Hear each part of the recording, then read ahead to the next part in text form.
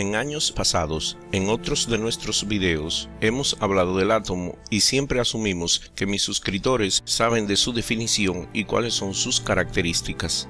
Dado que en las últimas décadas ha habido considerables avances en nuestro entendimiento de los átomos, he querido hacer este video para actualizar dichos conocimientos al siglo XXI e incorporarlos a mi serie de videos sobre ciencia.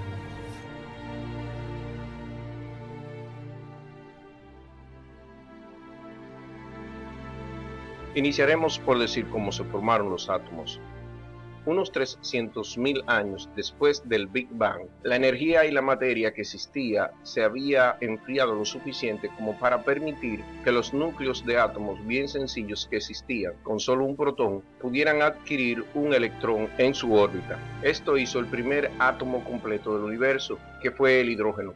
Y a través del tiempo entonces la gravedad se encargó de atraer estos gases de hidrógeno y formar estrellas que quemaran dicho hidrógeno. Las estrellas, al quemar el hidrógeno, produjeron otros elementos más complejos como el helio y tal vez el litio. Una vez ese combustible se le acababa a las estrellas, estas nubes de gases volvieron a ser atraídas por la gravedad y a formar nuevas estrellas. Estas nuevas estrellas siguieron fusionando combustible y creando elementos más pesados, como el carbono, el oxígeno, etc. Y una vez estas estrellas llegaban a ser supernovas, esparcían estos nuevos átomos por todo el universo. De ahí es que nacen la mayoría de los átomos en nuestra tabla periódica de los elementos. Más luego le diremos sobre otros átomos que pueden ser creados de manera sintética.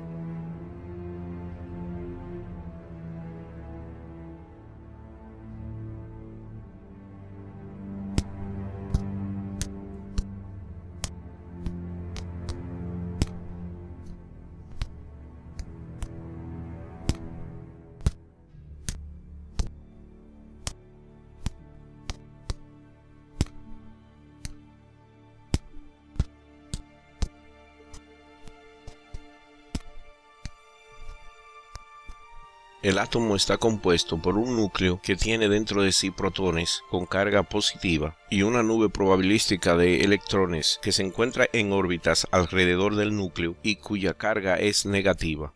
Para que un átomo sea estable, o sea que no pierda partículas, las cargas entre los protones y neutrones del núcleo y los electrones que se encuentran en órbita alrededor de este deben ser iguales, o sea, cancelarse electromagnéticamente. La carga del núcleo, que es siempre positiva, debe ser igual a la carga de los electrones que se encuentran en su órbita, que siempre es negativa, lo que significa que la carga del núcleo y de los electrones en su total debe de ser neutra o cero. Cuando el núcleo adquiere protones adicionales, cambia dicho balance y por ende la carga del elemento cambia. Lo mismo ocurre cuando el átomo adquiere o pierde electrones. Ambas situaciones tienen implicaciones importantes en la química de dicho elemento. Cuando el núcleo de un átomo cualquiera, además de protones, contiene neutrones, entonces a la variación de este elemento se le llama isótopo. El peso cambia, pero el número atómico del elemento se mantiene igual. Y un elemento puede tener varios isótopos, dependiendo de la cantidad de neutrones adicionales que éste tenga. Por ejemplo, el átomo de carbono, que tiene 6 protones dentro de su núcleo, si aparece un átomo que además de esos 6 protones contenga 6 neutrones, se llama carbono 12. 6 protones más 6 neutrones hacen 12. Si tiene 7 neutrones, se llama carbono 13. Y si tiene 8 neutrones, se llama carbono 14. Este isótopo de carbono es el que utilizamos para medir la edad de muestras orgánicas hasta no más de 10.000 años.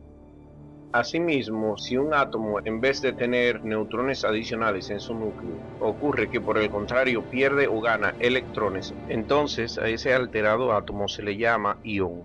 Usualmente porque una mayor o menor cantidad de electrones cambia la neutralidad del átomo haciéndolo o positivo o negativo. Para explicar la estructura del átomo, usualmente en física se utilizan modelos. El modelo tradicional que se nos enseña en las escuelas es en el cual hay un núcleo en el medio rodeado de electrones que se encuentran en órbitas diferentes. Pero este modelo no guarda mucha resemblanza a cómo realmente el átomo está estructurado. Existen varios modelos diferentes que describen la estructura del átomo, pero consideramos que este modelo es el mejor, donde hay un núcleo con un protón en su interior rodeado de una nube de electrones. Este modelo describe el elemento más simple, el hidrógeno, que contiene solo un protón en su núcleo y un electrón en la primera nube dedicada para electrones. El modelo gráfico, para representar otros elementos que contienen una mayor cantidad de partículas, implica configuraciones de nubes de electrones más complicadas. Por ejemplo, este modelo tiene 2 capas y este contiene 3, etc.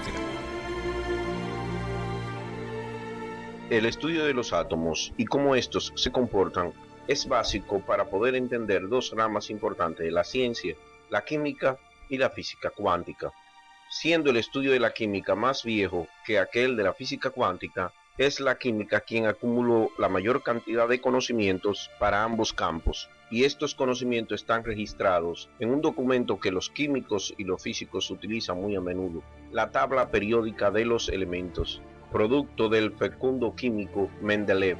En ella están organizados los elementos de acuerdo a su complejidad y a sus características, siendo el primero el más sencillo, aquel que tiene solo un protón y un electrón, y llegando hacia los últimos, que son los actínidos, que pueden llegar a tener cientos de protones y neutrones. Para terminar, quisiéramos explicar cómo es que un átomo expele energía de acuerdo a sus interacciones con otros átomos. Hay 2 formas de extraer energía de la interacción entre los átomos, por medio de la fusión y la fisión. La fusión ocurre cuando 2 átomos se unen para formar un átomo más pesado.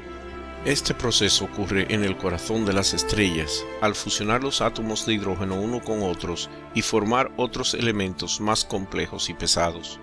La bomba de hidrógeno también funciona de este modo. La otra forma de extraer energía es a través de la fisión. La fisión es la separación de un átomo. Usualmente, átomos complejos y pesados con cientos de protones y electrones son más inestables y por ende más fácil de separar. La separación del átomo en átomos más sencillos se llama fisión. La fisión es utilizada en las bombas atómicas en base a uranio, en los submarinos nucleares y en los generadores eléctricos de combustible atómico.